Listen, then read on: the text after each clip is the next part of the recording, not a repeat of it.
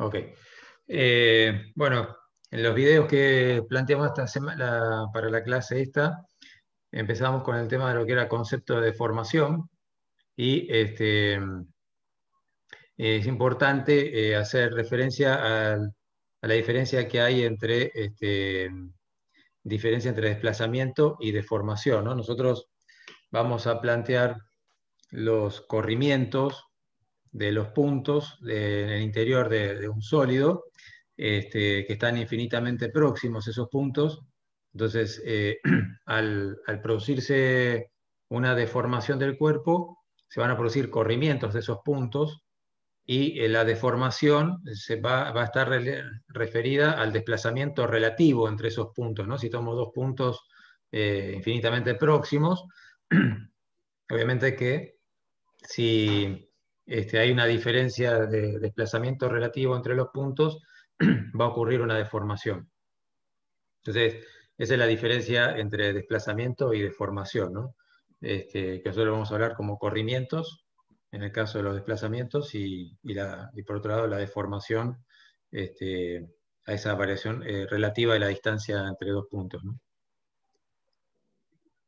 Entonces, para hablar de deformación, vamos a hablar de las deformaciones longitudinales, que van a ser las variaciones de longitud que va a tener, puede experimentar el cuerpo. Entonces, analizándolo en una dirección, en dirección axial, por ejemplo, bueno, esto es algo que ustedes ya lo tienen conocido, lo han visto en la estabilidad 1, el tema de la deformación específica, el épsilon, como la variación de longitud sobre la longitud inicial, ¿no?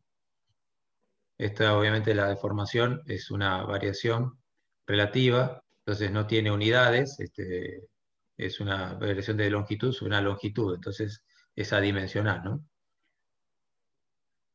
Y expresándolo matemáticamente, tenemos la posición geométrica de los puntos. Por ejemplo, tenemos dos puntos, como hablábamos, dos puntos infinitamente próximos, en este caso de los puntos P y Q, y luego de actuar la fuerza F, esos puntos ocupan nuevas posiciones que van a ser el P asterisco y el Q asterisco, ¿no? Vamos a ver si puedo...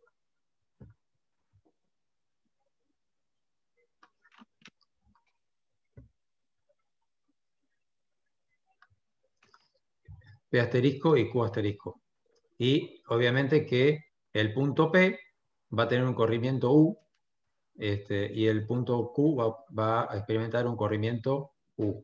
U de U sub Q y P, un U sub P. Entonces, bueno, la deformación específica la vamos a definir como el límite cuando la diferencia, el delta X, tiende a 0 de el vector PQ, P asterisco, Q asterisco, menos PQ sobre PQ, ¿no? Entonces, esta diferencia de PQ, P asterisco, Q asterisco menos PQ, lo vamos a llamar como un delta U, y el PQ como un delta X, ¿no? Que sería la distancia original que tienen los puntos, ¿no? Están separados una distancia de delta X. Entonces, en el límite, cuando esa distancia tiende a 0, lo vamos a definir como la derivada de U respecto de X del punto P. Entonces, esto es lo que se define como deformación específica longitudinal.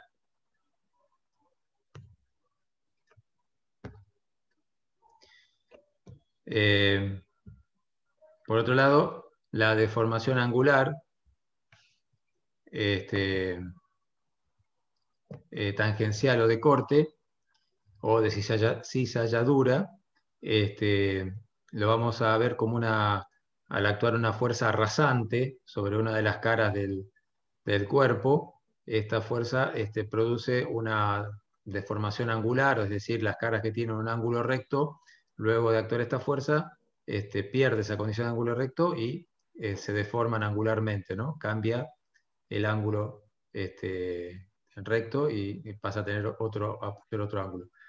Entonces, como estamos hablando de deformaciones muy pequeñas, obviamente estamos hablando de cuerpos que tienen deformaciones elásticas, que después de actuar la fuerza. Si yo retiro la fuerza, el cuerpo recupera su forma original. Entonces, como hablamos de deformaciones angulares muy pequeñas, al ser tan pequeñas, en esos valores tan pequeños, la tangente de ese ángulo se confunde con el ángulo y se puede determinar como el delta, el incremento horizontal sobre la altura h, ¿sí? Podemos definir esa deformación angular como delta sobre h.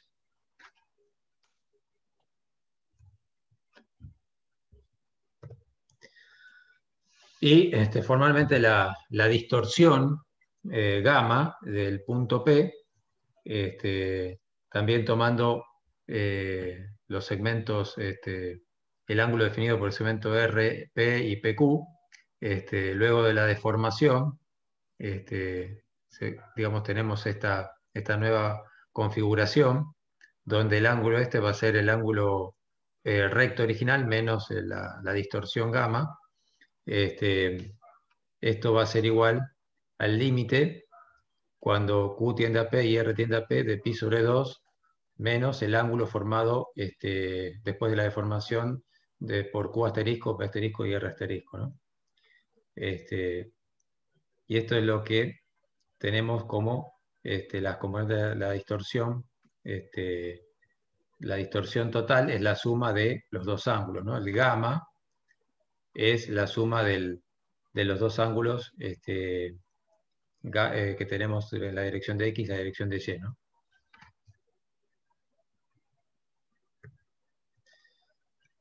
Bueno, por otro lado, a ver, no sé si hay preguntas.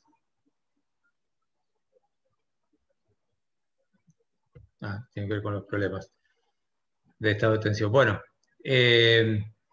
para hablar del campo de desplazamiento, recién dijimos que la diferencia entre desplazamientos y deformaciones, ¿no? O corrimientos, nosotros llamamos corrimientos.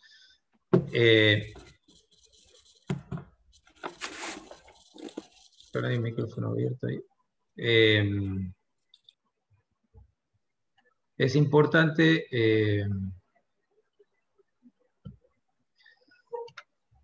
hacer notar que vamos a tener un campo de corrimientos.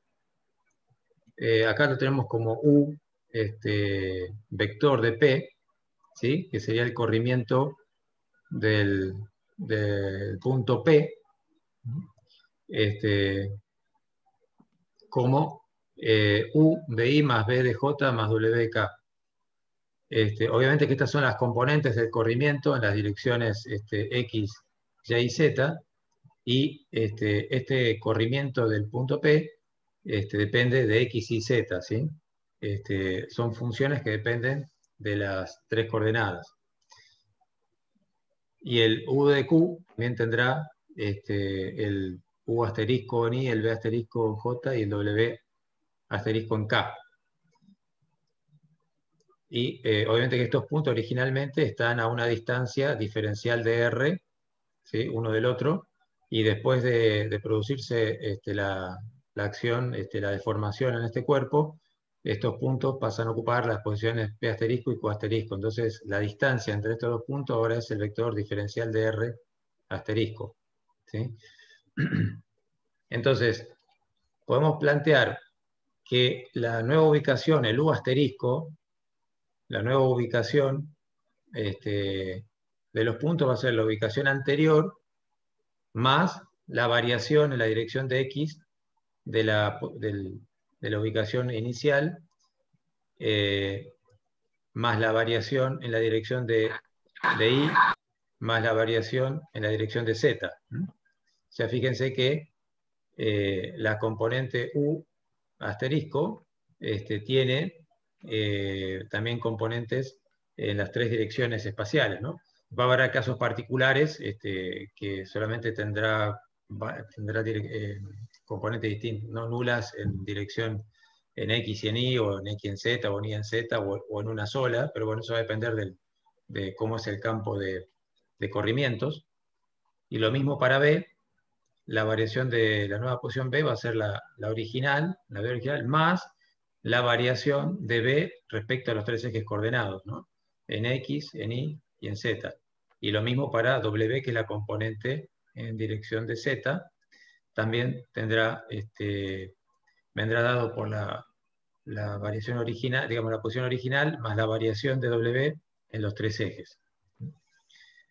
Esto es importante resaltarlo, que cuando hablamos de U, V y W, uno dice, bueno, U es la componente en dirección de X y solamente depende de X. No.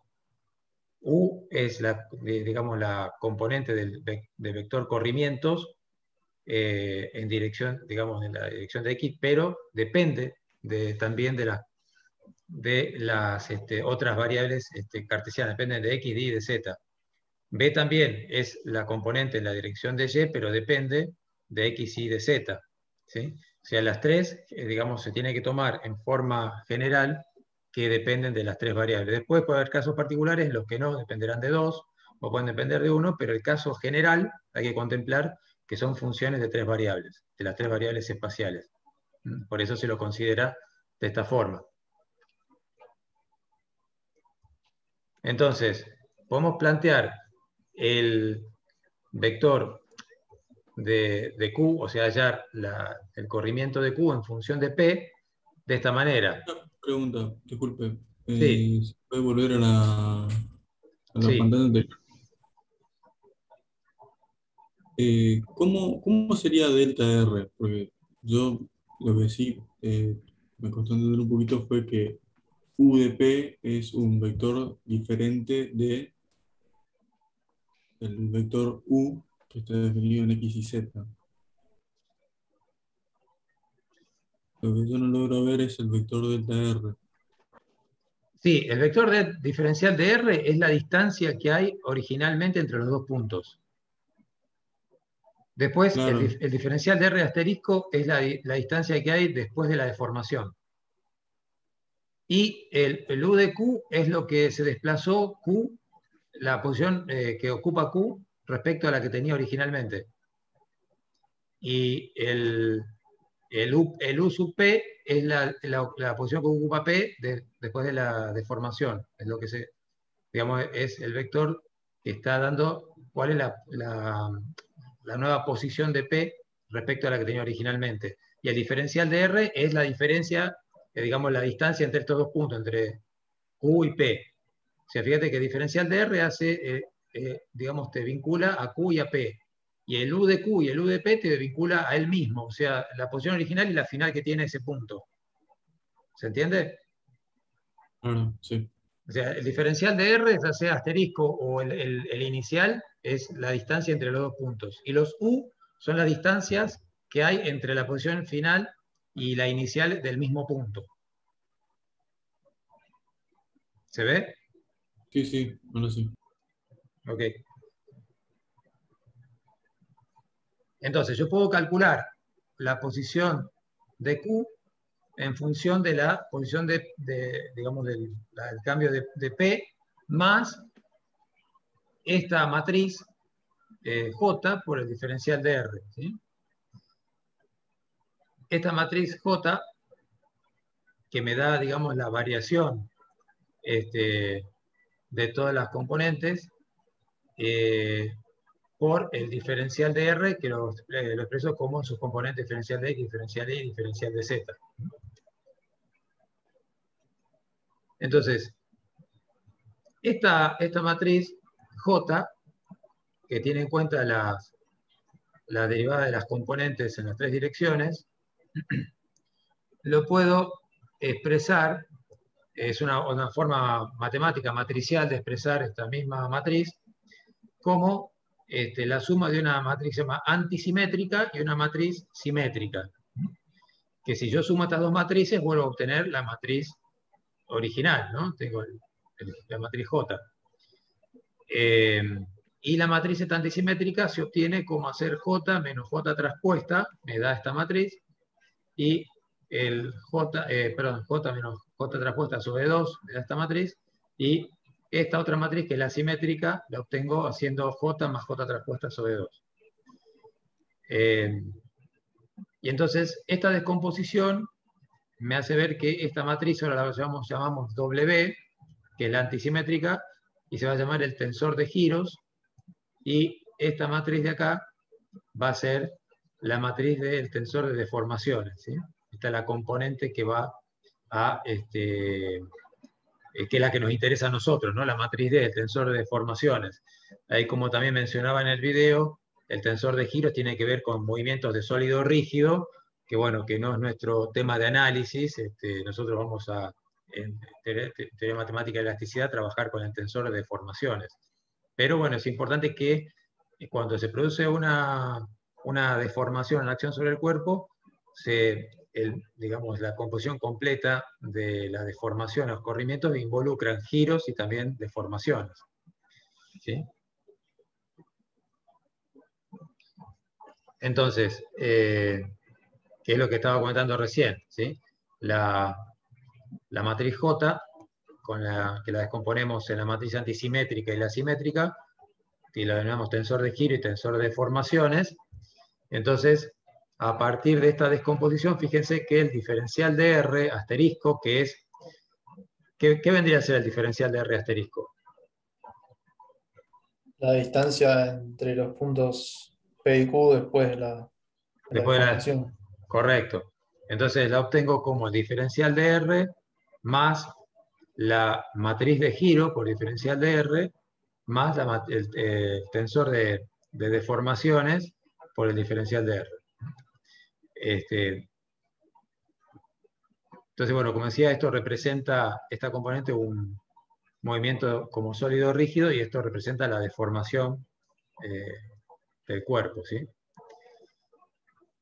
Entonces, la distorsión que se produce, la podemos descomponer como una deformación angular, ¿sí? Más un giro de cuerpo de sólido rígido. Pero bueno, nosotros vamos a trabajar específicamente con esta parte, que es la que trabajamos en elasticidad, ¿no? Con las componentes de deformación, en este caso angular, la distorsión, o las componentes también de deformación longitudinal. Esta parte, digamos, es importante saber que se descompone la deformación en estas dos componentes, pero bueno, nosotros vamos a trabajar con la parte de deformación. Entonces, bueno, trabajando con el tensor de deformaciones D, o sea, ya nos dejamos de lado el tensor de giros, trabajamos con D, nos queda este tensor, que tiene una similitud con el tensor de tensiones. Fíjense que tenemos las tensiones normales, están asociadas también a las deformaciones longitudinales, ¿no? Acá tenemos diferencial de U respecto de X, en el tensor de tensiones teníamos sigma X en esta posición, el diferencial de B respecto de Y, acá tenemos sigma I, y la derivada W respecto de Z, acá teníamos sigma Z en el tensor de tensiones.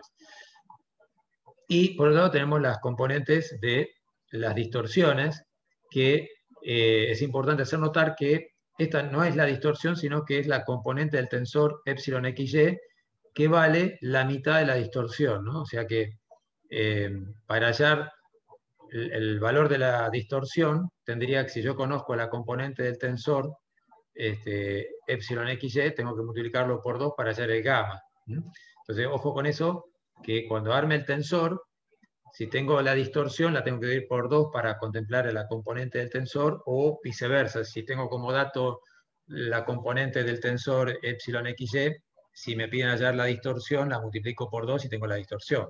En el plano XY, ¿no?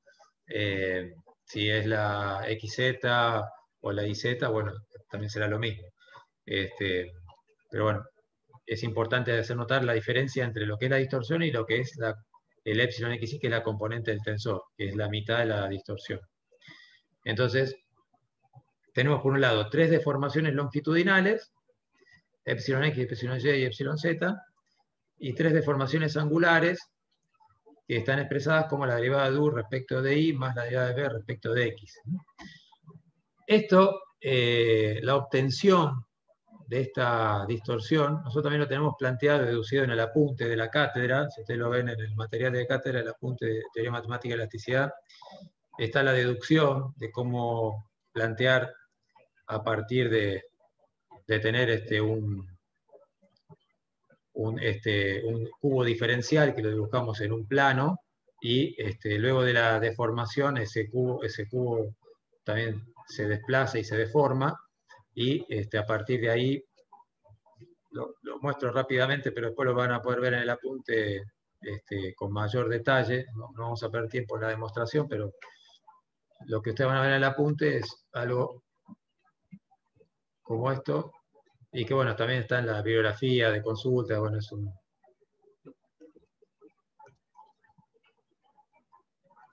si consideramos una cara del cubo diferencial en un plano, la proyección en un plano, esto va a ser el diferencial de X, diferencial de Y. Entonces, cuando se produce una deformación, este plano vuelve. Vamos a dibujar solamente para no hacerlo más claro el dibujo, solamente como que tenemos estas dos caras. Esta cara va a deformarse también angularmente, y esta también se va a deformar angularmente, así va a perder el ángulo recto. Entonces, vamos a tener, por un lado, que este punto que está acá, si este es el punto A, el punto B, el punto C y el punto D, el punto A va a venir acá, va a tener una prima. Por ejemplo, vamos a suponer que es el punto B', y este es el D'. Entonces, el punto A va a tener un corrimiento, una componente U y una componente B. El punto B va a tener, si lo vemos de acá, el punto B va a tener una componente en esta dirección,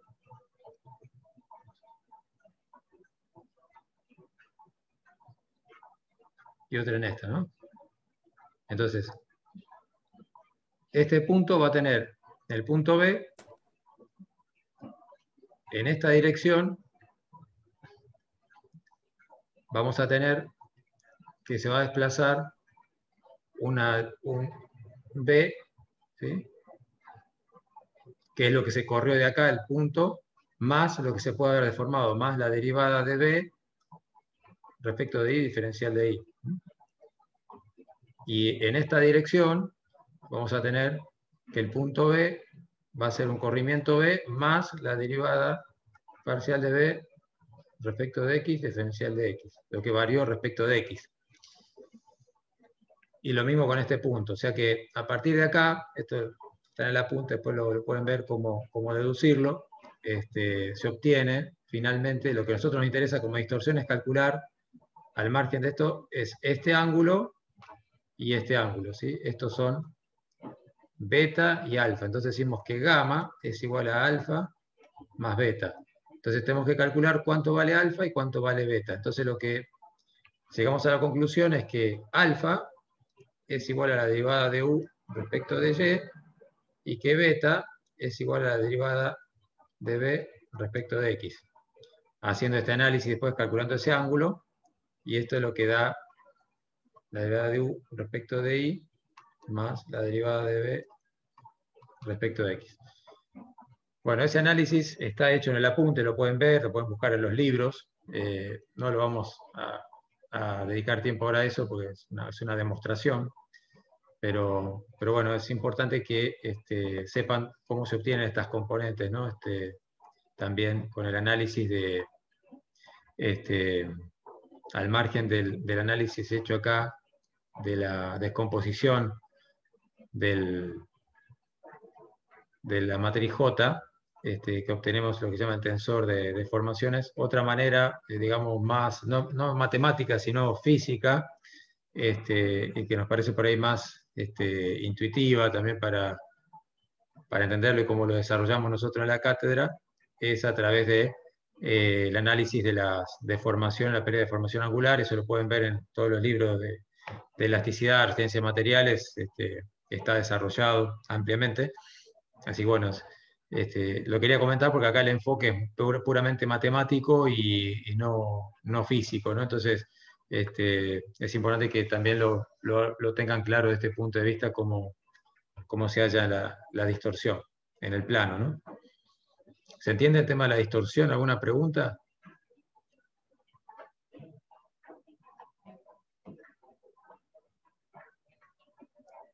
¿Está claro entonces? Bueno.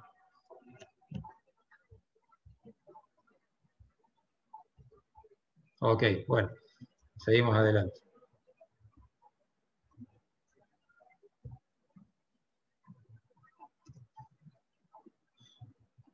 Bueno, la deformación en una dirección cualquiera, bueno, acá también lo que vemos es que las deformaciones, así como con las tensiones, también podemos calcularla a partir de tener el tensor de deformaciones, como hacíamos con el tensor de Cauchy. En cualquier otro plano podemos calcular la deformación, ¿sí? En una dirección cualquiera, como en este caso el tensor de deformación por la normal al plano, ¿sí?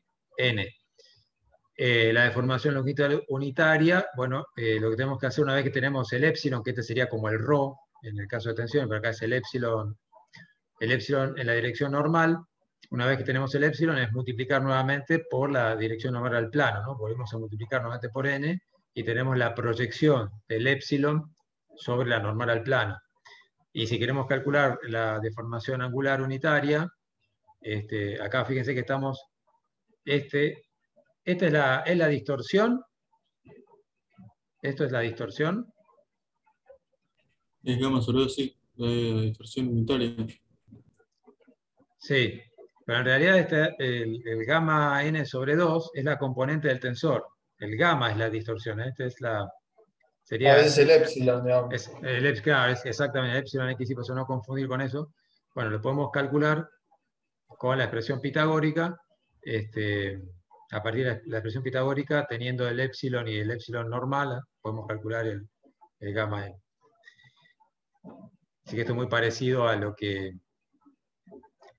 vimos con el tensor de Cauchy, lo mismo también para el cambio de sistema de referencia, si queremos calcular el tensor de deformaciones en otra terna, con otra orientación, a través de la matriz de transformación de coordenadas R, podemos calcular el tensor en la terna D, partiendo de la terna asterisco, como la matriz R por la matriz de asterisco por R traspuesta, o si queremos calcular el tensor en la terna asterisco partiendo de la terna sin asterisco X y Z, como la matriz R traspuesta por D por R, por la matriz R. Así que esto también es igual, simplemente fíjense que es cambiar, bueno, que físicamente tienen otro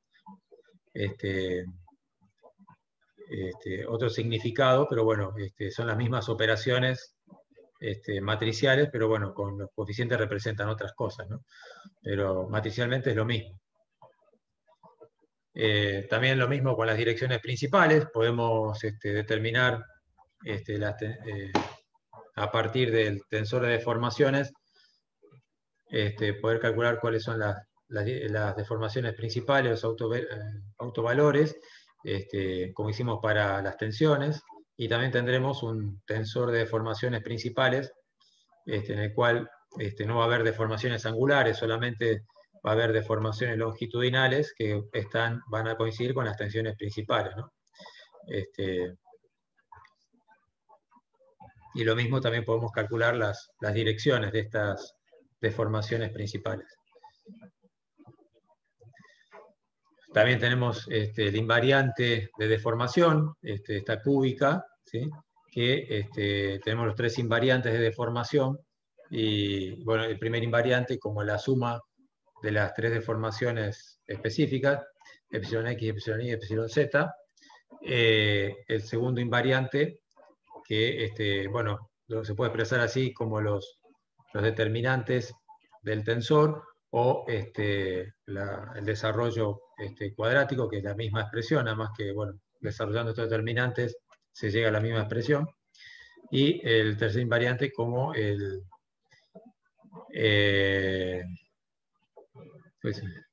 determinante del tensor de deformaciones. bueno, se define también una deformación volumétrica como el volumen final menos el volumen inicial sobre el volumen inicial del cuerpo. Esto no, digamos, no quiere decir que este valor de deformación volumétrica sea la deformación del cuerpo total, sino que es una relación porcentual de deformación. Y para poder hallar la deformación real volumétrica del cuerpo habría que hacer una integración sobre el volumen, ¿no? Entonces, lo que nos da es una idea si el volumen del cuerpo está aumentando o está disminuyendo, ¿sí? Si se está estirando, se está comprimiendo. Y la deformación volumétrica también se calcula como la suma de las 3 deformaciones longitudinales si es igual al primer invariante.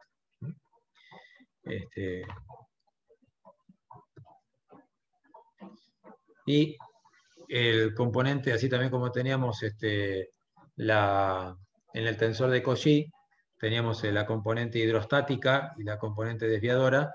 En el tensor de deformaciones lo podemos descomponer como la componente volumétrica más la componente desviadora.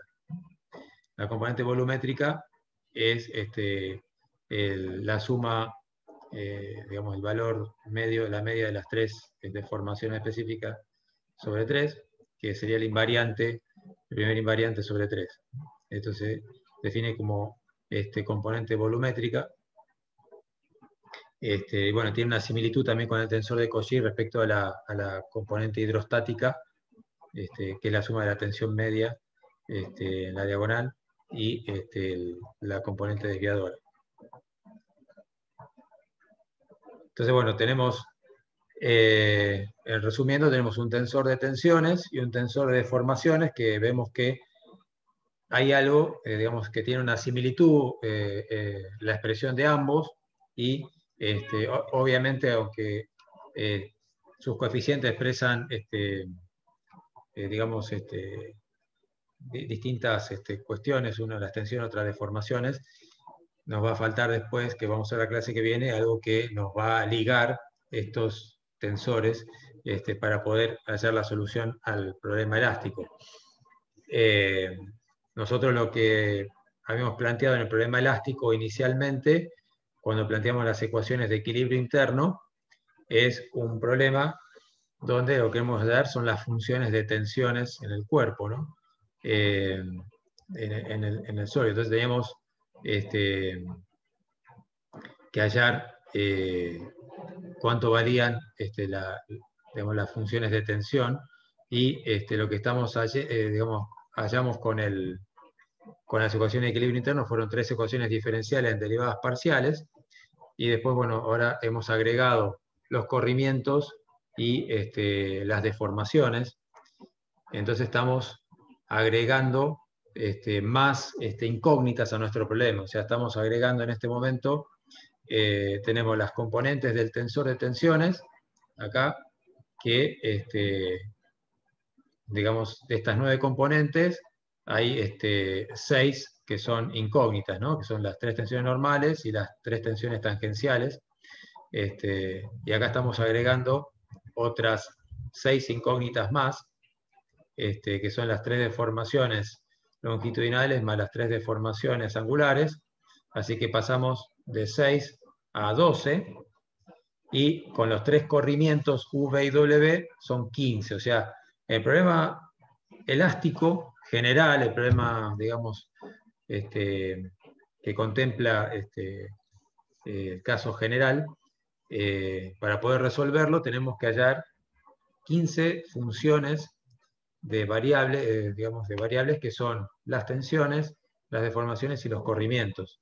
Entonces, por ahora tenemos las ecuaciones las ecuaciones de equilibrio interno, que son 3 ecuaciones. Tenemos, por otro lado, las deformaciones,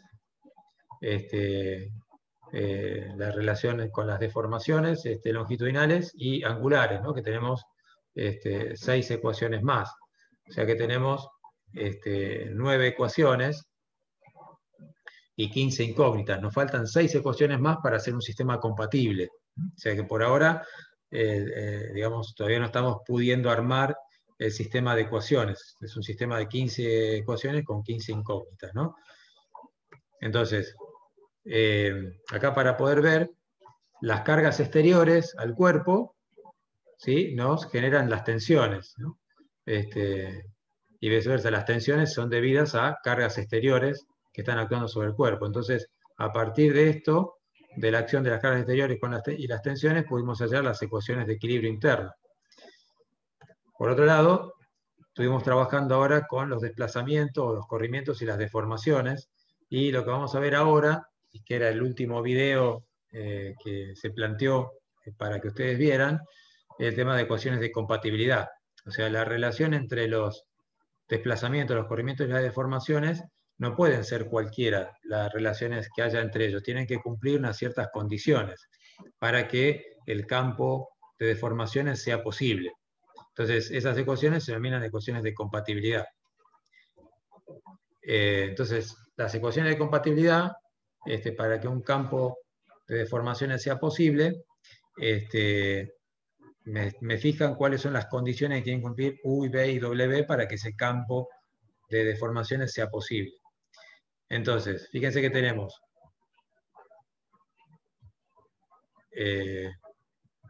vamos a poner acá el campo de desplazamiento delta en función de las componentes U, V y W. Fíjense que acá el delta, que depende de X y Z, y sus componentes U, V y W también dependen de X y Z, es lo que comentamos hace un rato, que aunque es U es la componente del vector de desplazamiento, corrimientos delta en la dirección de X, pero depende también de X y Z, y lo mismo V y W.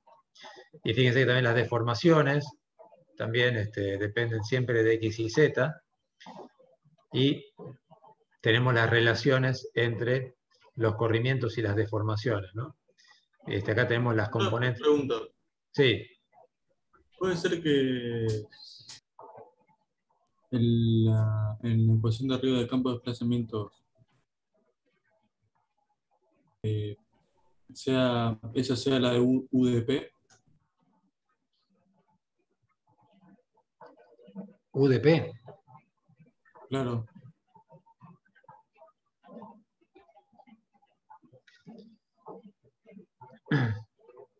A ver, espera. Esa fórmula sería general. UDP es como para P. Sí, exactamente. Sí, sería la fórmula general del campo de desplazamiento. Vos lo que estabas viendo para ir para atrás. Aquí.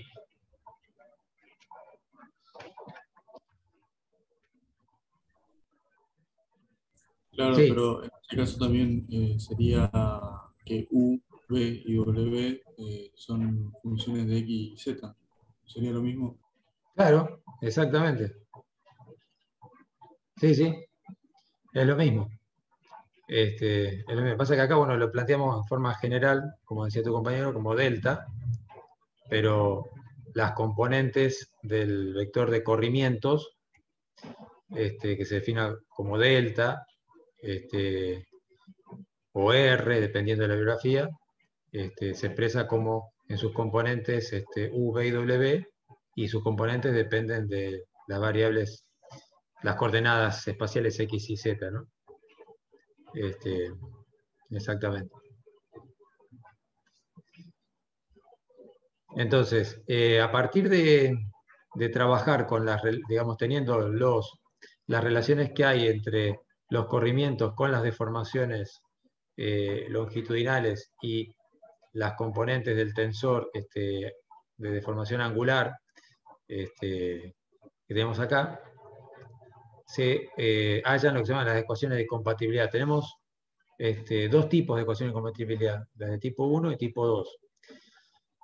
Las de tipo 1, digamos, es una relación de que donde vamos a arribar a una ecuación diferencial de segundo orden, trabajando con las deformaciones, por ejemplo, en el plano XY, ¿no? Tenemos epsilon X, epsilon Y y gamma XY. Entonces lo que vamos a tomar es la expresión de la distorsión gamma XY, y lo que vamos a hacer es derivar a gamma una vez respecto de x y una vez respecto de y. Entonces, si hago esta derivada segunda de gamma xy, una de x y una de y, lo que me va a quedar es que la derivada tercera de u, una de x y dos de y la derivada tercera de b, una vez respecto de y dos veces respecto de x. Ahora,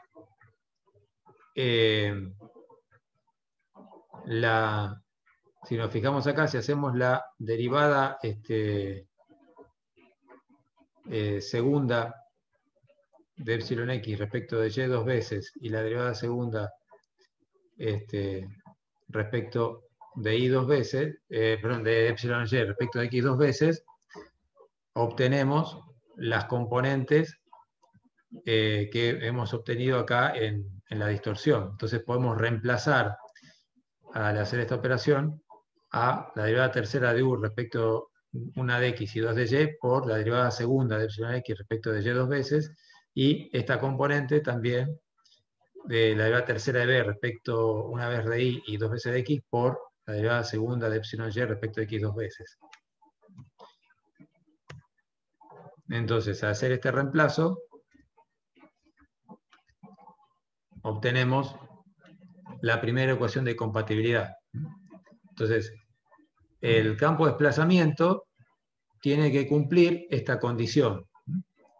Obviamente que los campos de desplazamiento muchas veces también son datos en los problemas de las funciones, por ejemplo, de u, v y w, las componentes del vector de desplazamiento, se la dan como funciones conocidas. Entonces, bueno, una de las aplicaciones es, a partir de un campo de formaciones propuesto, verificar si ese campo es posible. Si satisface las ecuaciones de compatibilidad, ese campo es posible.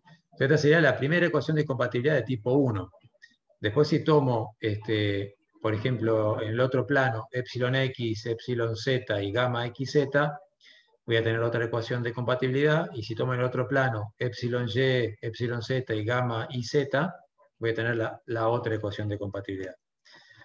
Y me quedaría este sistema de ecuaciones, de 3 ecuaciones, son ecuaciones diferenciales en derivadas parciales de segundo orden, y que si el campo de desplazamiento satisface estas condiciones, se verifican estas condiciones, ese campo de desplazamiento es posible, que puede corresponder a un estado de formación.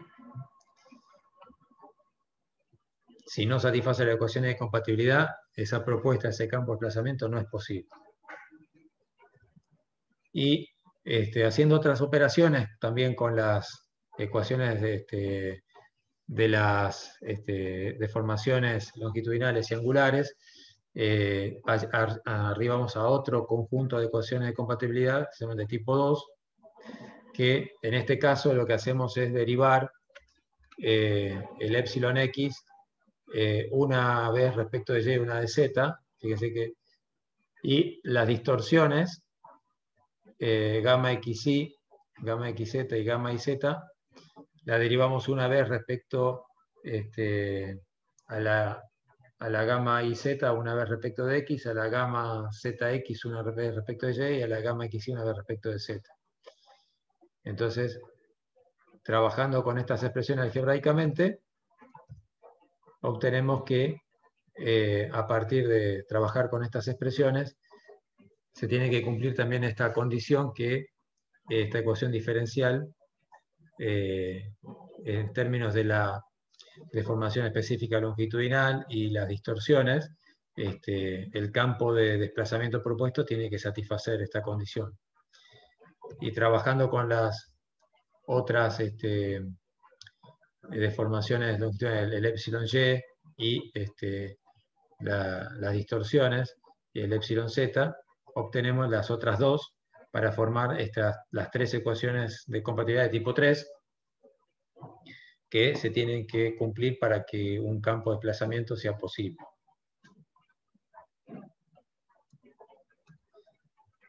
Entonces, resumiendo, tenemos las 3 expresiones de compatibilidad de tipo 1 y las de tipo 2. Obviamente que si cumple con la de tipo 1, ya el campo de deformación es posible, no es necesario que tenga que cumplir con las dos al mismo tiempo. Uno puede elegir, de acuerdo a cómo sea más conveniente, trabajar con las de tipo 2 o con las de tipo 1, la que le resulta más conveniente. Pero bueno, si satisface alguna de las dos ecuaciones de compatibilidad de tipo 1 o tipo 2, ya podemos garantizar que el campo de deformaciones es posible.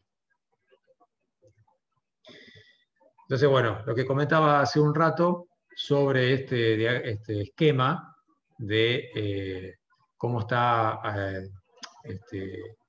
estamos trabajando a través de las cargas exteriores que generan tensiones, y las tensiones a su vez son producidas por cargas exteriores, y las tensiones provocan deformaciones, y las deformaciones producidas por tensiones, y a su vez las deformaciones producen desplazamientos, y los desplazamientos son producidos por las deformaciones, ¿no? Entonces, hasta acá hemos visto las ecuaciones de equilibrio interno. A partir de ello hemos determinado las funciones de sigma x, sigma y, sigma z, tau xy, tau xz y tau yz. Y por otro lado, con las deformaciones y los desplazamientos, y la ecuación de compatibilidad, hemos hallado este otro conjunto de variables cinemáticas. Entonces, bueno, fíjense que acá tenemos las 15 incógnitas que yo comentaba, ¿no? Las 6 por este lado, más estas 6, más estas 3. Y como ecuaciones tenemos la ecuación de equilibrio interno y las ecuaciones de las relaciones cinemáticas, ¿no? Que nos establecen las deformaciones longitudinales y las distorsiones. O sea, las ecuaciones de compatibilidad solamente nos garantizan que el campo de deformaciones sea posible, pero no nos ayudan a resolver el problema elástico. Simplemente nos dicen, bueno, para que ese campo de formaciones sea posible y forme parte de un campo de formaciones, tiene que cumplir la ecuación de compatibilidad. Pero no me agrega más ecuaciones para resolver el problema, porque estoy trabajando vinculando las deformaciones longitudinales con las distorsiones y, bueno, haciendo una vinculación entre ambas. Entonces, para poder resolver el problema elástico me faltan las ecuaciones constitutivas, son 6 ecuaciones más, que vamos a ver la clase que viene, y con eso vamos a ver cómo es el planteo general del problema elástico para resolver, llegar a plantear la solución del problema elástico. Esta solución del problema elástico es una solución general, que, bueno, para hallarla en la realidad en problemas prácticos aplicados es muy compleja, y lo que vamos a ver nosotros a lo largo del curso es cómo vamos a ver problemas particulares en los cuales simplificamos este problema con hipótesis de cargas, cómo está cargado el cuerpo, las condiciones de trabajar también con estados planos, y vamos a ver que vamos a encontrar situaciones, por ejemplo, como el problema de torsión, los problemas planos en coordenadas cartesianas, en polares, donde vamos a ver problemas prácticos que tienen aplicación en la vida cotidiana, ¿no? En el caso de los estados planos, como el cálculo de tuberías, de volantes, vamos a ver distintas aplicaciones en donde la teoría matemática esta que estamos aplicando la vamos a ver para un caso particular, donde vamos a poder arribar a soluciones manejables y que nos van a permitir resolver problemas de la ingeniería, ¿no? Que pueden ser aplicados a problemas de ingeniería. Pero bueno, es importante hacer esta introducción y ver todas estas relaciones para entender el problema elástico, y a partir de ahora ver casos particulares, ¿no? Que lo vamos a empezar a ver posteriormente a que terminemos la parte esta de teoría matemática de elasticidad. ¿Alguna duda con esto? ¿Alguna pregunta? Por mi parte, no. Bueno. Fue una consulta. Lo de las ecuaciones de compatibilidad, entonces, digamos, sería lo primero que aplicamos para ver si es posible o no tener esa deformación, digamos. Sí, por ejemplo, mirá, acá tenemos un problema que lo vamos a plantear ahora. Vamos a hacer el descanso y después lo vamos a trabajar en grupos como planteamos en la clase pasada. Y acá tenemos un vector corrimiento, fíjense, que nos da como ejemplo un delta que tiene componentes en I y en K, o sea, tiene componente U y W. ¿ven? La B es nula, y fíjense que la componente U, que sería esta, la U, depende de X y Z, y lo mismo la W depende de X y Z, no depende de Y, ¿sí? Están orientados en el plano XZ. Y en acá en un momento nos pide calcular si es físicamente posible este campo de desplazamientos. O sea, las ecuaciones de compatibilidad tengo que tener expresado tengo que tener un campo de corrimiento propuesto, ¿no? Tengo que partir de esto tiene que ser un dato, para poder garantizar, para poder analizarlo, ¿sí? Tengo que tener una propuesta de la función de las componentes de delta en términos de X y Z para poder analizarlo, porque si no lo tengo propuesto, digamos, no tengo de dónde arrancar.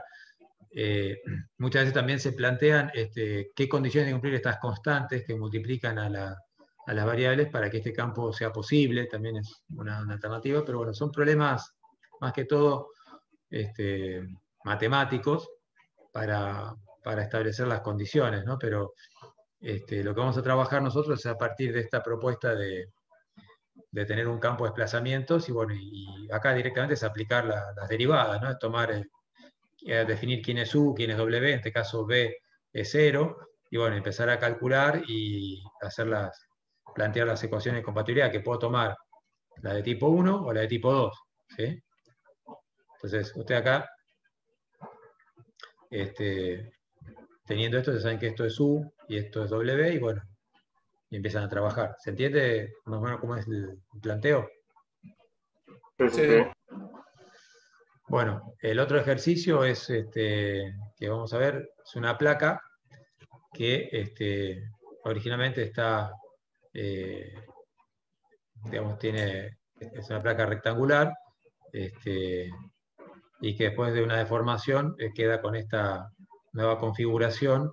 Están las medidas que quedan después de la deformación, y nos piden hallar la deformación en los puntos de la placa y hallar las deformaciones y direcciones principales. Y el otro ejercicio, es una columna hueca, o sea, acá esto es aire, la columna es la parte que está grisada, es un color gris. Estas son las coordenadas, las dimensiones de la columna en metros, las cotas en X y en Y. Nos dan el tensor de deformaciones, y nos pide calcular la variación de longitud del pilar, indicando si se alarga o se acorta, sabiendo que la altura inicial es de 5 metros, la variación del ángulo en el plano XY, que se produce en el vértice de la sección de coordenadas 2, 2, o sea, acá de coordenadas 2, 2 sería aquí, ¿no? 2 sería positivo, y positivo acá, sería acá. O sea, estamos tomando para acá es negativo y para acá es positivo. Sería en este punto 2, 2, en este vértice, indicando si el ángulo final de dicho vértice aumenta o disminuye respecto a su valor inicial, y el cambio de volumen que experimenta el pilar, indicando si aumenta o disminuye el volumen inicial del mismo. Bueno, acá el cambio de volumen tiene que trabajar con la deformación volumétrica, y obviamente para calcular el volumen hay que calcular el volumen del cuerpo total, hay que integrar en el volumen.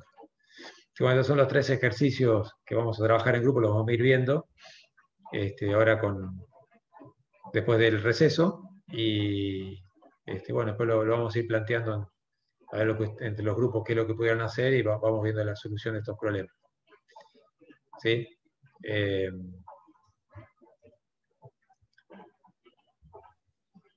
Si quieren, hacemos ahora un descanso. Son las 7:15, paramos 15, 20 minutos, por ahí 7:30, 15 minutos, 7:30 retomamos. Comenzamos con la parte práctica. Hacemos un pequeño intervalo. Profe, Bueno, Sí. ¿las diapositivas esas que pasó están cargadas en el campus? No, lo vamos a subir ahora lo voy a subir. Ok. Se va a subir la presentación también, y bueno, junto con la clase grabada también la vamos a subir al campus, para que los que no hayan estado, los que tengan alguna duda, la puedan volver a ver, ¿sí?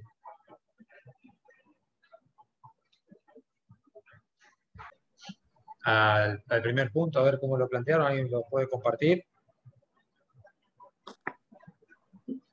Sí, yo lo puedo compartir. Bueno, bárbaro.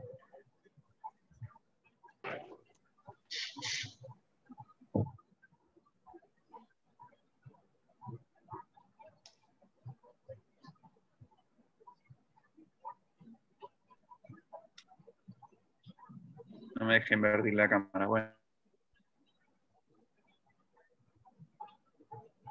Oh, se complica con esto. Sí, sí. Sí, no me deja cambiar la cámara.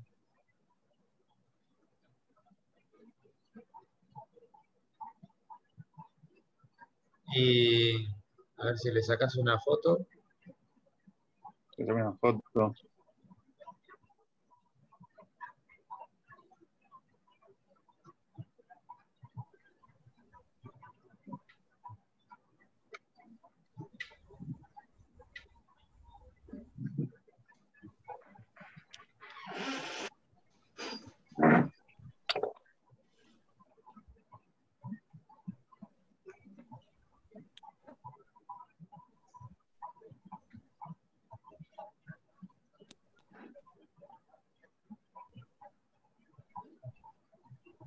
A ver ahí.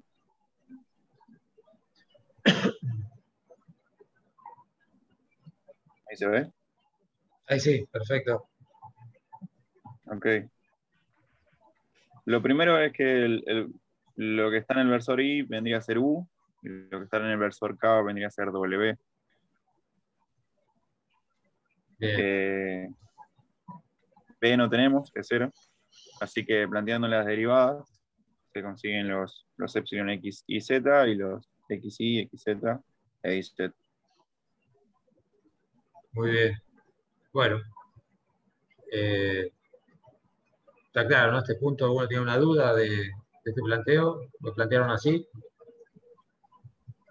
Sí, sí. Sí. Nosotros nos quedó igual. Ok. Bueno, el punto 1.2, las ecuaciones de compatibilidad. Una preguntita. El epsilon XZ, A ver, Diego, ¿podés compartirlo de vuelta? quedó una duda. Sí, a mí el XZ creo que me quedó distinto. Debería dar 0.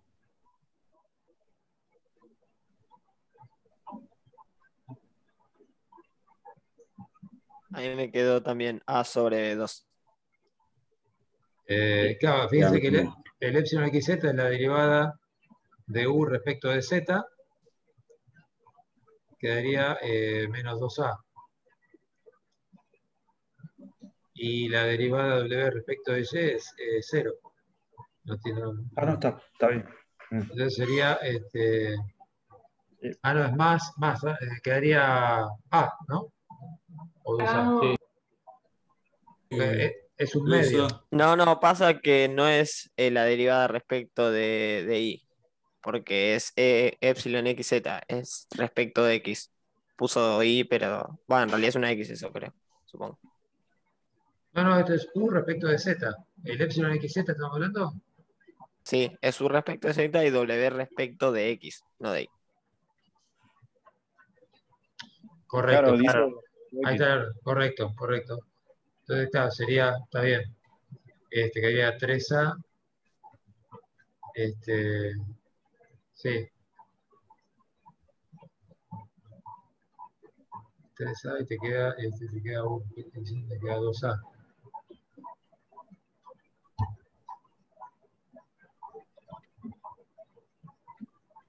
Te queda 3A menos 2A sobre 2, que es un medio de A. A nosotros nos quedó igual. Sí, A a solo nosotros 2. también. A nosotros también. Ok, está bien, perfecto.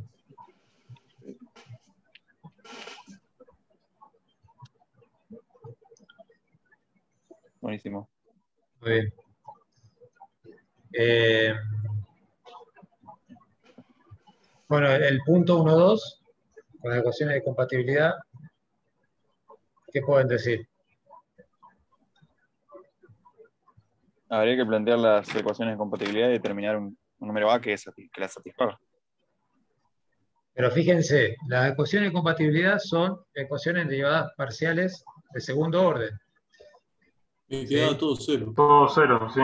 Claro, Sí, entonces sí. la satisface automáticamente porque son constantes, ¿no? Lo que a ustedes les queda. Sí, sí. Las de Según la pregunta, ¿es posible o no es posible? Sí, sí, es posible, los satisface, son idénticamente nulos los dos lados, 0 igual a 0. Así que sí, es posible.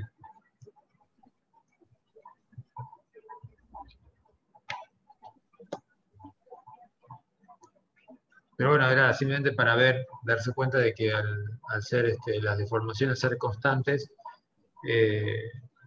lo satisface automáticamente por el orden de las ecuaciones diferenciales.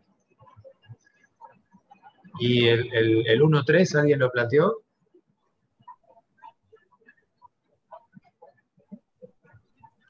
Yo no llegué a entenderlo, profe, ese punto. Poco. Ahí lo que le está pidiendo es calcular la deformación para un plano que es la bisectriz del primer cuadrante. Ahí consideren que, por ejemplo, los cosenos directores son todos iguales, alfa igual a beta igual a gamma. Entonces, el vector unitario del plano ese es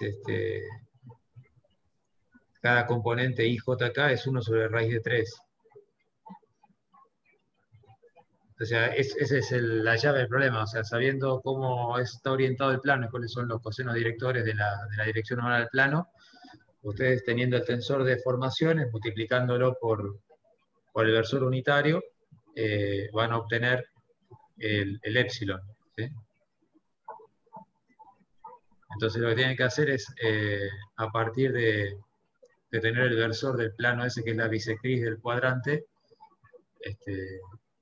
como 1 sobre raíz de 3 en I más 1 sobre raíz de 3 en J y 1 sobre raíz de 3 en K, a partir de ahí lo pueden determinar. Sé que me parece que el problema era a partir de ahí orientarse con el vector unitario del plano normal. Por ahí confunde un poco el enunciado de eso, pero a partir de ahí ustedes pueden obtener el E de ese plano, y después una vez que tienen el E, ¿qué tienen que hacer? Para obtener la componente, la deformación específica longitudinal es volverlo a multiplicar por la normal al plano. Es la deformación normal. Entonces, tienen que hacer el producto del tensor de deformaciones por el vector unitario normal de ese plano y después volverlo a multiplicar por ese vector unitario para poder calcular la deformación normal. ¿Sí?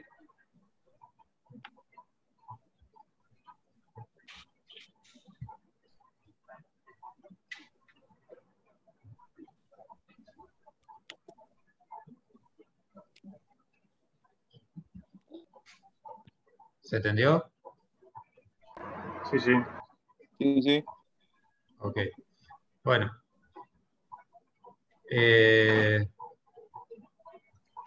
Bueno, si no quedan documentos, vamos con el segundo, con el de la placa.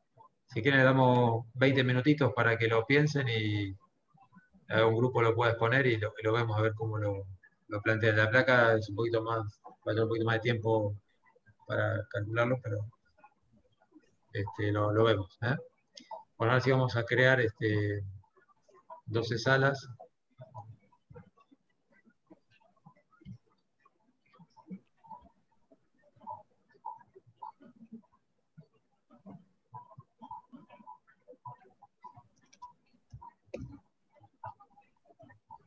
Bueno, ahí vamos. Okay. Ahora está.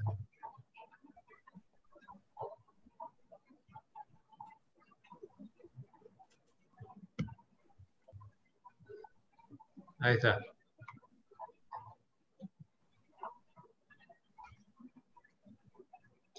Los que no puedan entrar, fíjense si se desconectan y vuelven a entrar al Zoom. Si salen y vuelven a entrar, algunos han podido han podido seleccionar la sala, entrando y saliendo. Si no pueden, bueno, nos avisan y los enviamos nosotros.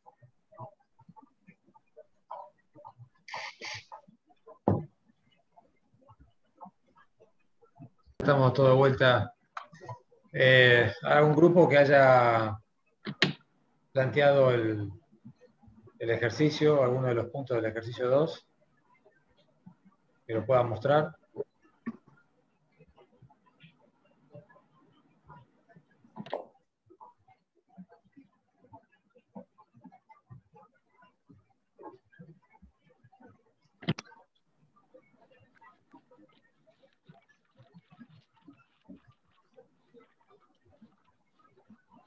¿Alguien lo tiene hecho? Nosotros no pudimos avanzar mucho, nos costó bastante. Nos estábamos ayudando a los profes ahí y estábamos intentando deducir, pero no pudimos avanzar mucho. A ver. Gustavo, creo que sería bueno geométricamente establecerle cuál es el alfa 1, el alfa 2, así, para que... Sí, es lo que estaba pensando. Es un cálculo geométrico nada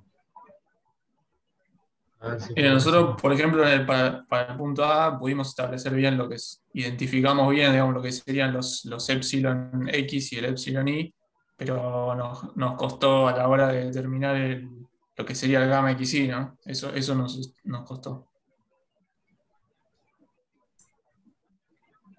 A ver, ¿no lo pudieron calcular?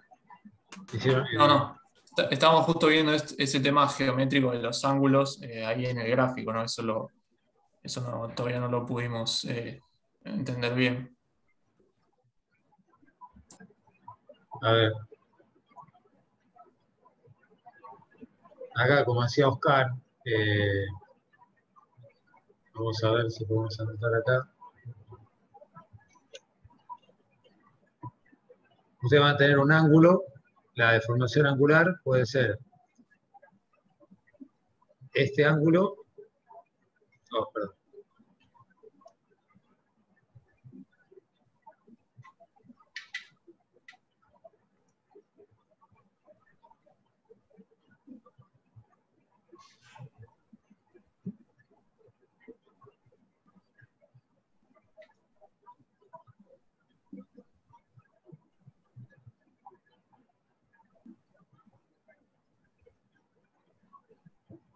Y, por ejemplo, este otro ángulo.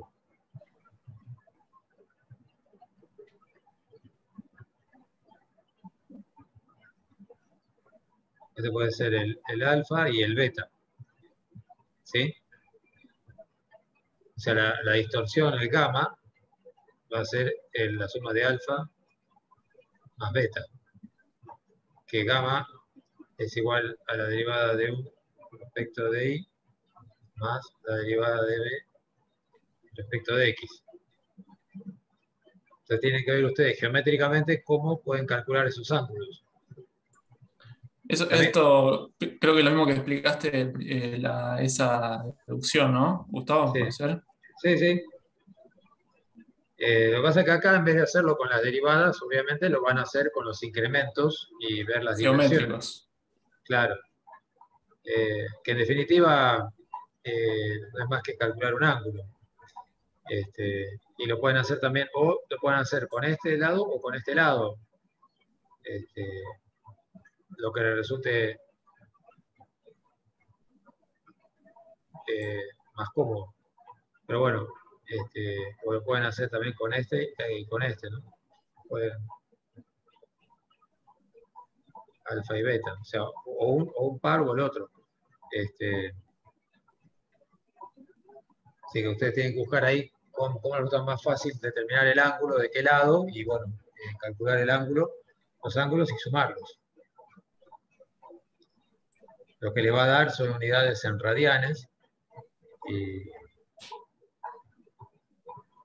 entonces lo que tienen que hacer ustedes es hallar el epsilon x, el epsilon y, el gamma xy, y después para armar el tensor D,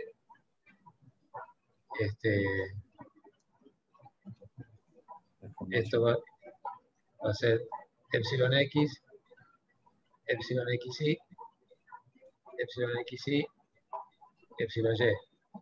Y el epsilon xy, acuérdense que es el gamma Gamma xy sobre 2. sobre 2. ¿Está? Una consulta. Sí. En el video, el flaco hacía entender, digamos, que si yo tenía el delta sobre la altura, era prácticamente igual que Sí, la tangente de gamma. sí, Y lo correcto. relacioné directamente como gamma es igual a delta sobre altura. Lo que a mí no me queda claro es que en este caso, o directamente más general, si en todos los casos puedo hacer osioidad o directamente tengo que calcular como el ángulo como la tangente beta, por cierta forma decirlo, entre 50 sobre 920, que sería beta. 50. Fíjate que acá tenés 920 y tenés 40 que baja acá, ¿eh? Ah, sí. Esto va a ser 960, o sea, va a ser 50 sobre 960. Está bien. O sea, eso tienen que fijarse ustedes todos los corrimientos y el total que tienen. Y el beta que vos decís va a ser 50 de 960. ¿Por qué 960 y no 920? No, no lo entiendo. Porque sigue para abajo. Atraviesa el eje X. Ah, listo. No había visto la parte de abajo del. ¿Ah? Listo, sí. Sí. Gracias. Entonces, ¿se entiende ahora más o menos cómo encararlo?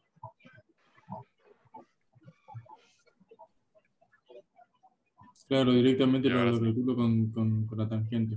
Sí. Profe, el cálculo del epsilon ahí lo haces para cada punto, para el A, el B, el C, el O. No. Tienen que tomar en la dirección de X y en la dirección de Y. Tienen que tomar alguno de los lados. Una dirección.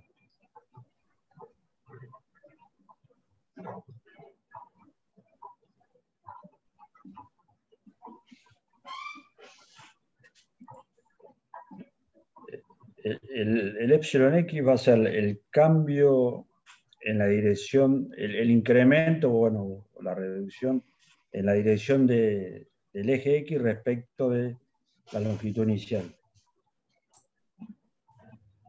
Claro, lo que a mí no me queda claro es, por ejemplo, si por ejemplo tomamos el punto C, ¿no? La longitud inicial es 1200.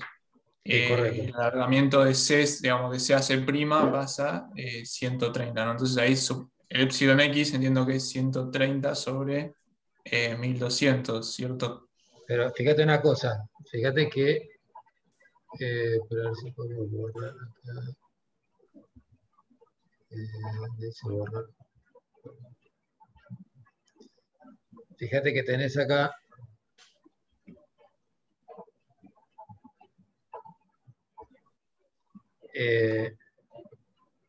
130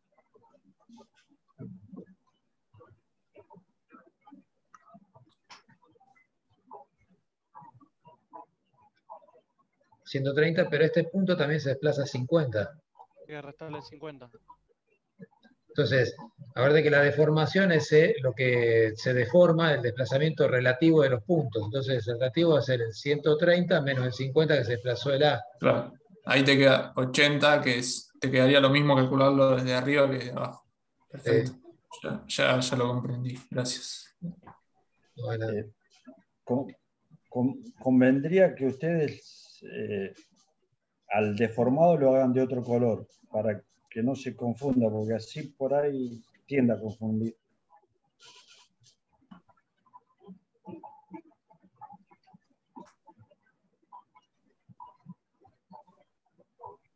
ese sería el epsilon X. Claro, sí. Y a ver, el epsilon Y, ¿quién puede decir cómo se calcularía el epsilon Y? A ver. Abajo, ¿qué voy a poner el epsilon Y? 900. 900. Ahí no tenemos duda. Bueno, vamos a ver arriba.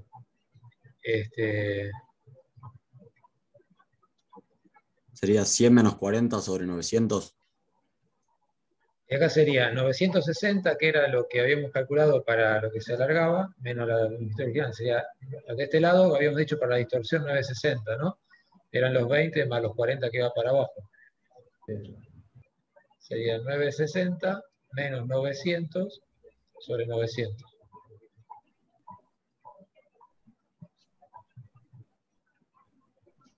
Claro, arriba la diferencia te queda de 60. Lo mismo que si tomando si tomas la cara de la derecha, digamos, te quedaría lo mismo que restar 100 menos 40. Bueno, exactamente. ¿Se ve? Sí, perfecto. Y ahí ya tenés el tensor completo. Bueno, si es que determina y le falta el gamma X. Sí. Habiendo ya calculado el gamma X, sí.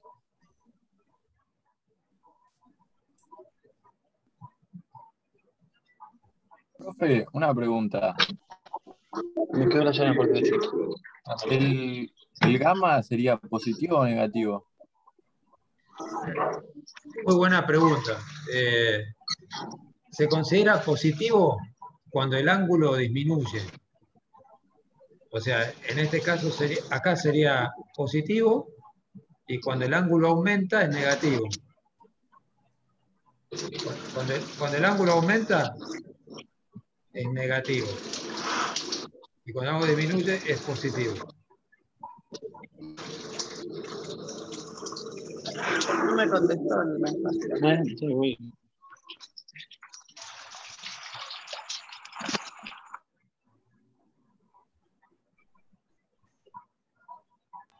Profe, Sí.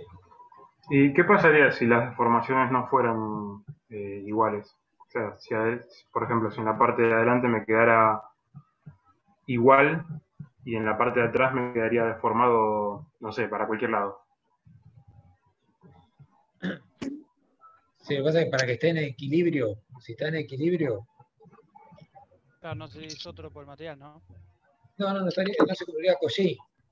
Si yo tengo una tensión acá, por ejemplo, y otra tensión acá, y esta va así, y esta va así. Esto es para que esté en equilibrio. ¿Qué es lo que hace esto? Esto hace que esto adopte esta forma. ¿Sí? Ah, claro. Entonces, pero digamos, justamente tiene que estar en equilibrio. Entonces, ¿qué va a pasar? Que esto va a ser, el ángulo este va a ser la mitad de cada lado y lo mismo va a ser de este lado, ¿no? Van a ser iguales. Claro, ahí lo vi. Gracias, profe. No.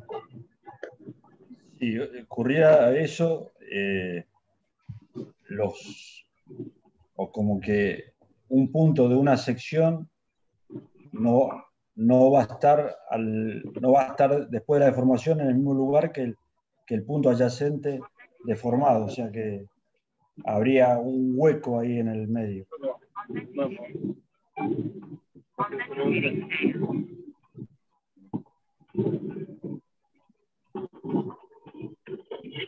¿Se entiende, chicos? Sí. Perfecto, profe. Bueno, vamos a ver si... Pregunta. Bueno, sí. Esto sería si yo calculo el tensor de deformaciones, sería el punto A. Sí, Esto es correcto. el planteamiento. digamos, Correcto. con estos ángulos. Sí. Por eso es que planteamos calcular el tensor D, porque después lo van a necesitar para calcular la deformación y direcciones principales. Ah, claro, yo puedo calcular el tensor D en cualquier punto y lo puedo usar igual.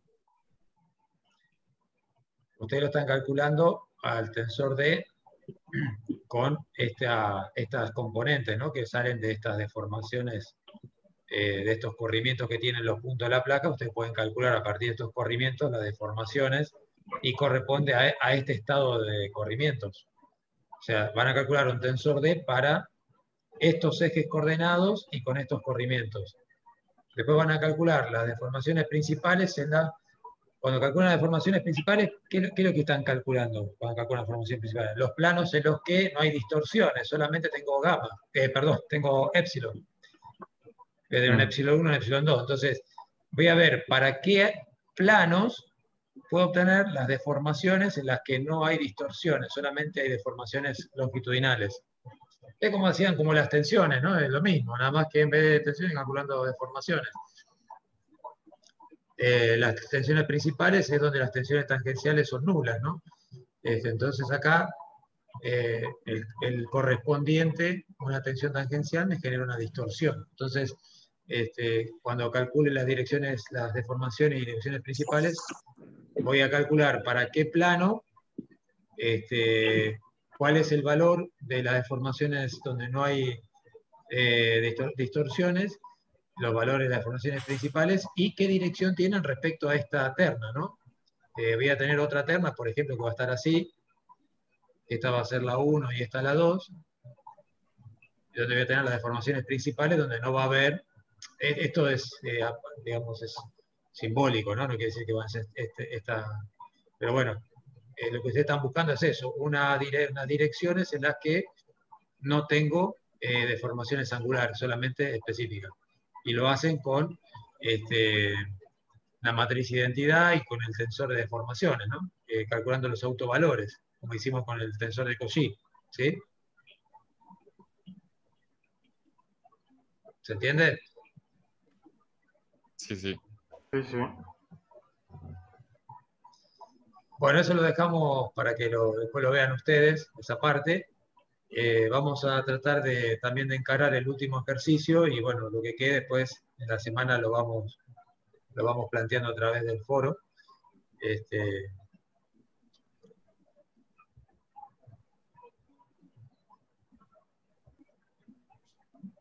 ver si puedo. Ahí.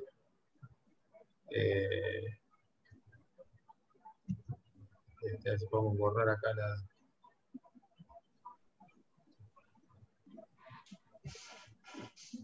Ahí está.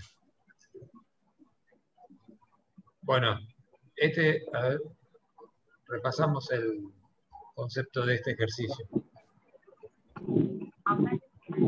Tengo que la moto Es una columna hueca.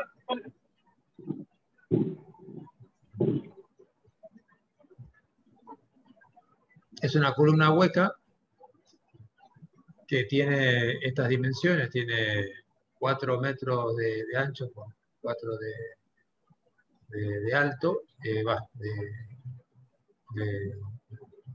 largo y ancho, y de alto tiene 5 metros, que lo pone por aquí.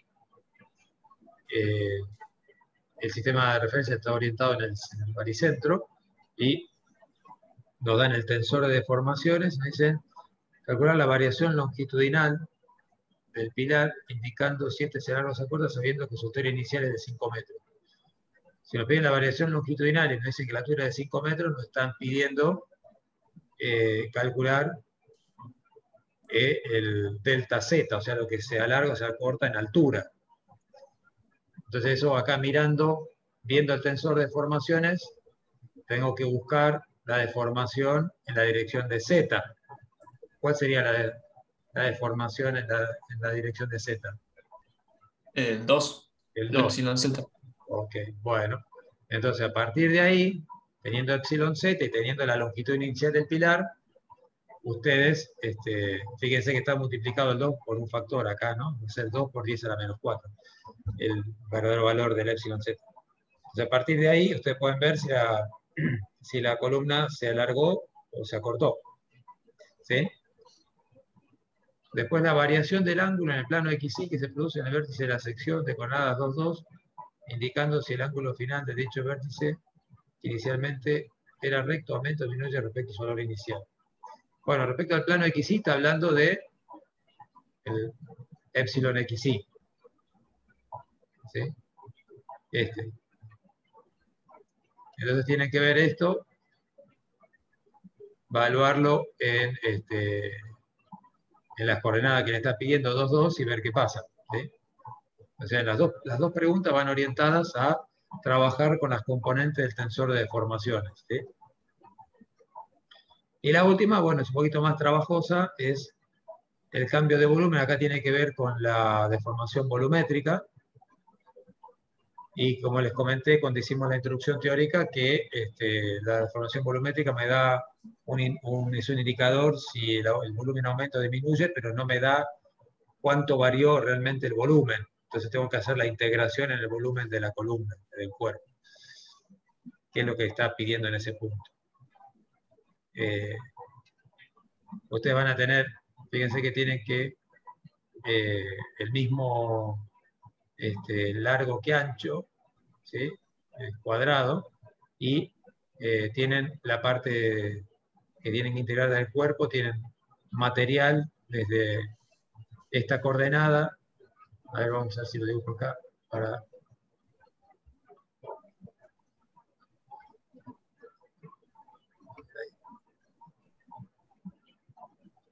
Esta coordenada sería respecto al origen de coordenadas, sería el punto menos 2, ¿no? Están menos 2 unidades para acá. Acá estoy en menos 1, este está en 0, este está en 1 y este está en 2.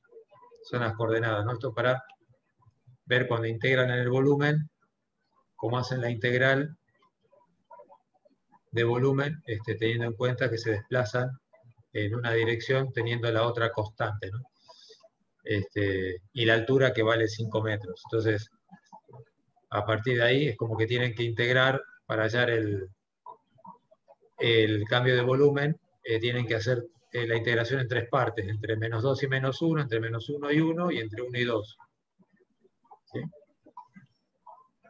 Sí, bueno. A ver si con esa idea que le estoy planteando se pueden ingeniar para poder calcular. Damos unos minutos más, 20 minutos más y vemos a ver qué pasa, ¿sí? A ver qué pueden plantear. Bueno. Vamos a crear las salas.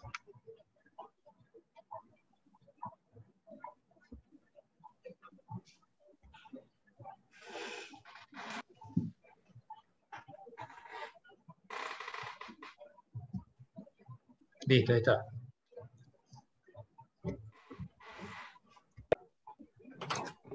Hola, chicos. A ver. No, nosotros llegamos hasta el 2, profe. Bueno, ¿quieren mostrar lo que hicieron? A ver, por lo menos los primeros puntos, el 1 y el 2, o el A y el B, el punto A y B. Yo no le llegué a sacar captura de pantalla, no sé si alguno de mis compañeros le sacó.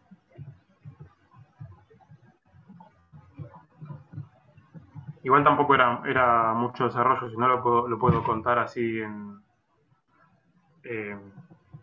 una pizarra y Bueno, voy desarrollando. Dale, dale.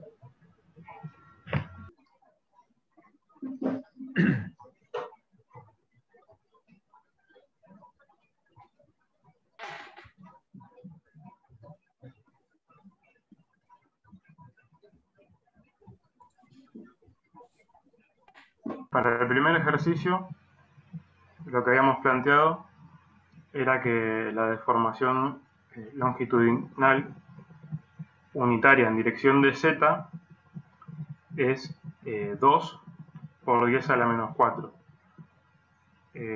Lo planteamos porque ya está acá el valor. Sí, correcto. Y si tuviéramos otra matriz, habíamos dicho que lo podemos calcular con D por el versor del Z 10 y 15. por el versor Z. Y esto nos va a dar este mismo número, ¿no?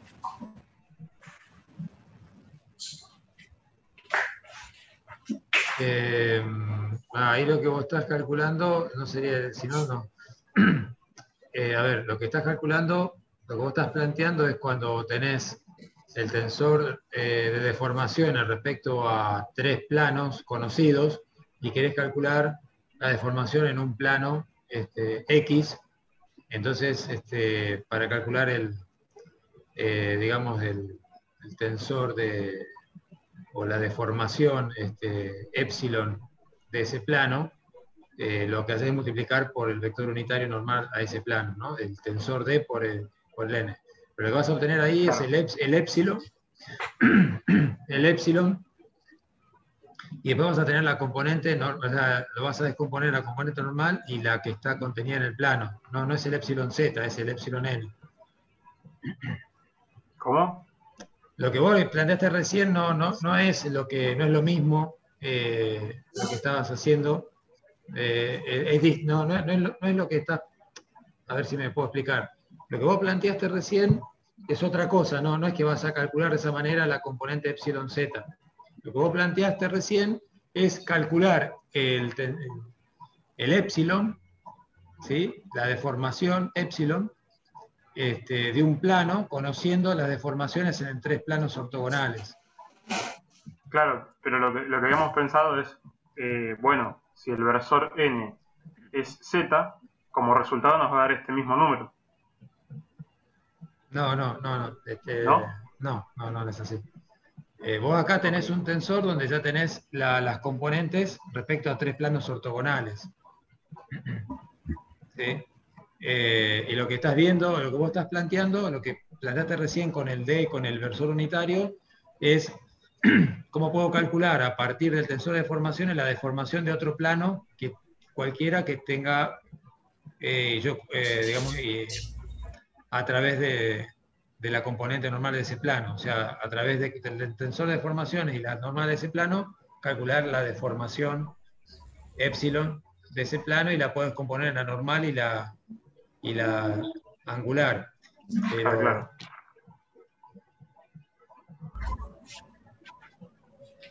Bueno, igual partimos en base a este número y dijimos que la deformación longitudinal en Z era 2 por 10 a la menos 4 metros, y entonces como epsilon es igual a delta L sobre L sub 0, dijimos que delta L es igual a epsilon Z por L sub 0 Z. Y esto nos queda, como esto es este es adimensional. Como este es 5 metros, nos queda 2 por 10 a la menos 4 por 5, que es 10 a la menos 3 metros. Una pregunta rápida. Epsilon Z sería la deformación longitudinal unitaria, ¿no? Sí. Perfecto. Tenemos lo mismo. Correcto. Entonces, ¿qué es lo que pasa? ¿Se alarga o se acorta la columna? Se alarga. Muy bien. Porque el delta L es LF menos L sub 0. Sí, correcto. Bien, muy bien. Bueno, perfecto. ¿Y el otro punto? Y para el segundo lo que hicimos fue evaluar en epsilon, en este caso sería yx, evaluamos en las coordenadas y nos queda otra vez 2 por 10 a la menos 4, y sabemos que gamma no me sale nunca bien gamma. Pero a ver, ¿por qué te queda? Ahí vos tenés menos 2x más 3y. Sí. Ese es el epsilon xy. Sería menos 2x más 3y por 10 a la menos 4. Sí. Ese sería el epsilon xy, pero la variación del ángulo es el gamma. O sea que, claro, a su vez a eso lo tenés que multiplicar por 2. Sí, es lo que estaba por hacer, pero nada, mi gamma lo estaba queriendo dibujar y mi gamma es feo. No importa. Está bien, no te vas a poner.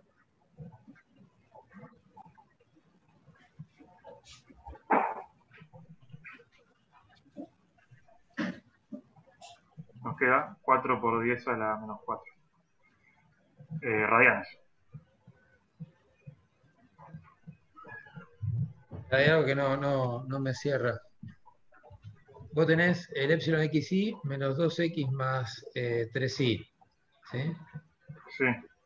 Por 2. Eso sería menos 4x más Sí, 6y. perdón, acá escribí cualquier cosa. Menos 4 más 6 sería. Ajá. Y ahora menos 4x más 6y. Por 10 a la menos 4. Eso sería el gamma xy. Ahora, si lo planteo en el punto 2,2, sería menos 4 por 2 sería menos 8, más 6 por 2 sería 12, me quedaría más 4. Más 4 por 10 a la menos 4. Está bien. Ok. Está perfecto. Ahora sí. No, profe, no lo vi eso último. A ver. No, lo que hizo fue multiplicar nomás a epsilon xy por 2 y después reemplazó. Lo mismo, pero por 2 familias. Ah, ok.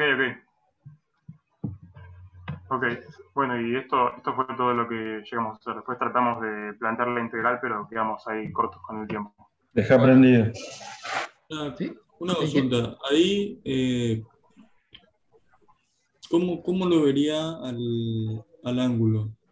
Porque el ángulo no es directamente, si yo lo miro con el cuadrado, con el cubo elemental, no es exactamente el ángulo que tiene respecto a algún eje ortogonal.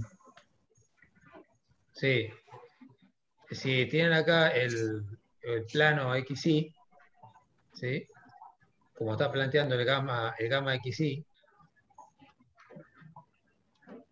¿Quiere compartir usted, profe? Así uso las herramientas que usa usted para dibujar. Está bien, ahí se ve lo que yo dibujé. Sí. Ah, bien. Bueno, como les da positiva la distorsión, el gamma da positivo, acuérdense que positivo es que el ángulo se cierra. Entonces lo que está pasando es esto. Este ángulo se está cerrando. ¿Sí? Si le hubiera dado negativa, quiere decir que el ángulo se estaría ampliando. ¿Sí? O sea, cuando el ángulo aumenta de 90, el ángulo inicial aumenta, va a dar negativo. Quiere decir que está aumentando. Si da positivo, o sea, es al revés de lo que uno intuiría. Claro, puede ser que sea pi sobre 2 menos gamma. Claro, exactamente. Sí, es eso. Es pi sobre 2 menos gamma, exactamente. Gustavo, sería pi sobre 2 menos no gamma, sino el ángulo que quedó entre los dos. O sea, alfa 1 y alfa 2 son el ángulo que quedó sería pi sobre 2 menos eso. Sí, a ver, espera, perdón, voy a compartir un cachito así mostramos el ángulo entre los ejes, que eso sería... Claro, en el video decía que gamma era igual a alfa más beta, por eso quedaba... Por eso, la distorsión es pi sobre 2 menos esa... Acá.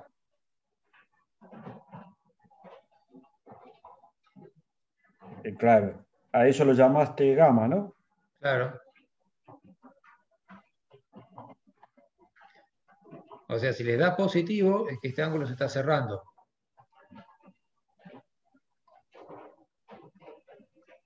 ¿Sí? Claro, sí, sí. Pero yo digo, la distorsión es, bueno, como está en el dibujo, alfa sobre 2, alfa sobre 2.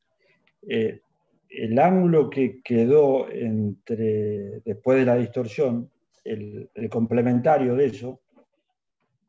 Sí, es pi sobre 2 menos gamma. Eso. Claro, porque sería gamma sobre 2 más gamma sobre 2. Es gamma, entonces el Pi complementario sobre gamma es el complementario de la suma de los. Correcto. ¿Se entiende? Sí. Perfecto.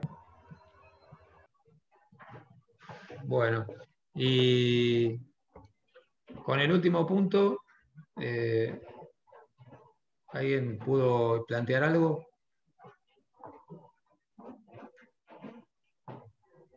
Nosotros lo planteamos, profe, pero tengo algunas dudas. Si querés lo Bueno, comparto. sí, por favor, sí, sí.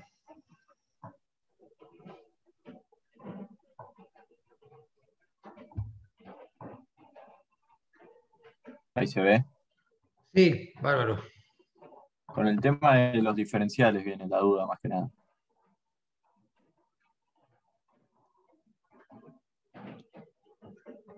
Sí. Bueno, Acá, planteamos, perdón, que la deformación volumétrica es la suma de la diagonal de la matriz, Ujú. y luego aplicamos la integral, bueno, sobre todo el volumen. Perfecto. Reemplazo diferencial volumen por diferencial X y Z, y bueno, ahí venía la duda. Fíjense que Está bien reemplazado. sí, está muy bien, claro, el diferencial de X está perfecto.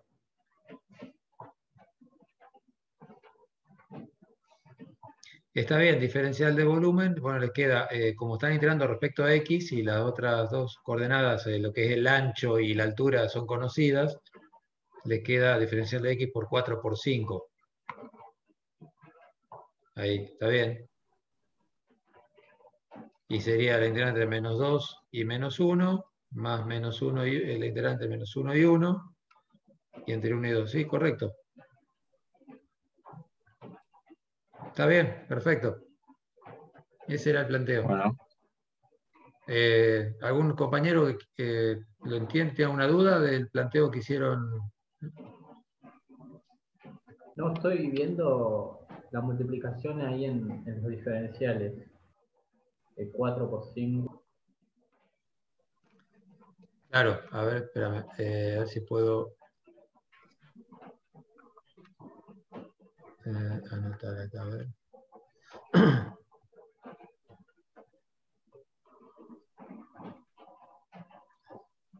Bueno, salió medio feo.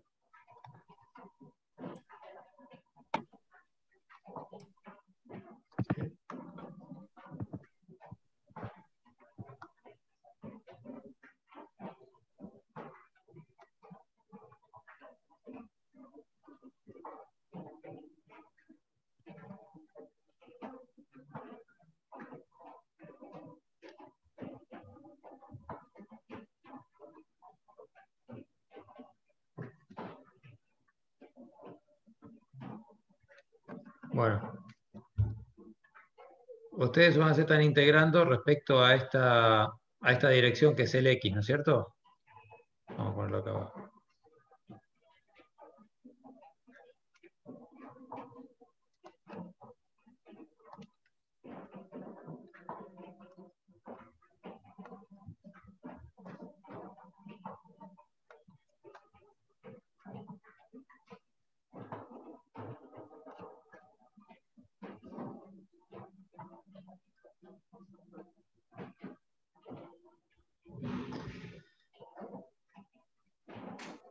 Este es el Z y tiene el I para acá, ¿no es cierto?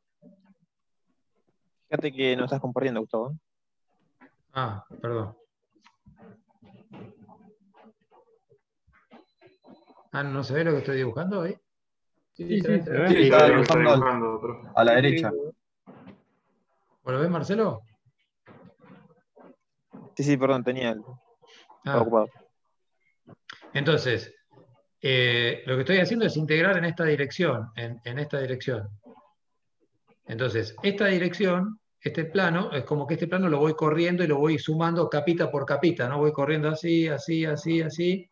Y este plano, este vale 4 y esta altura vale 5, voy sumando fetas y las voy sumando una al lado de la otra en la dirección de X y armo el volumen, ¿se entiende? ¿Dónde sale el 4 y el 5? Entonces, ¿se ve ahora? Sí.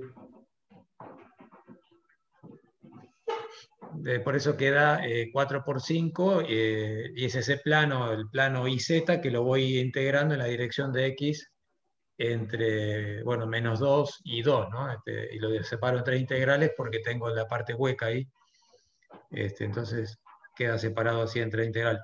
Que también, como decía Oscar, se podría haber hecho, como esta primera integral entre menos 2 y menos 1 es la parte llena, y como es simétrico, podría haber hecho una sola y multiplicarla por 2, porque esta parte es igual a esta. Al ser simétrico, el agujero estar simétrico en la pieza, podría haber hecho una sola y multiplicarla por 2 de lo mismo, ¿no es cierto? Pero bueno, está bien, formalmente queda mejor así, pero bueno, también podría haber tomado esta integral de acá y haberla multiplicado por 2, que va a ser igual a esta, ¿se entiende? Sí. ¿Alguna duda, chicos?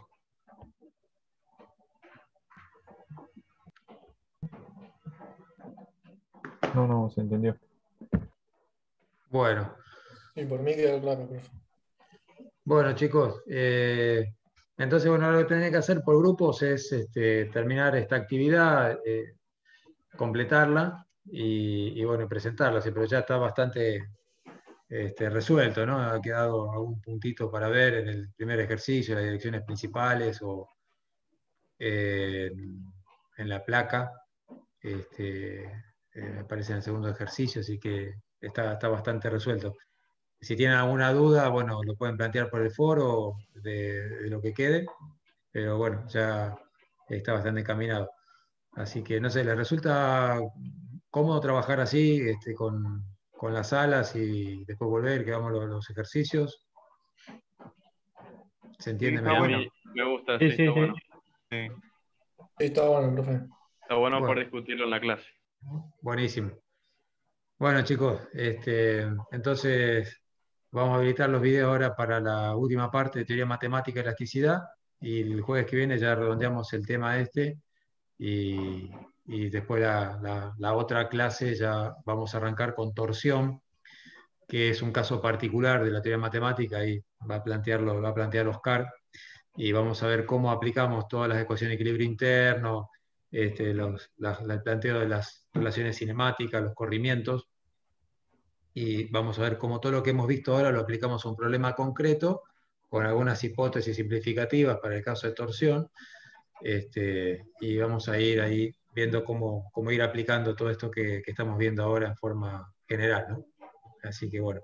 Bueno, cualquier cosita estamos en contacto por el foro, nos vemos el jueves que viene, que tengan un buen fin de semana, y bueno, estamos en contacto. Bueno, muchas gracias. Buen fin de semana.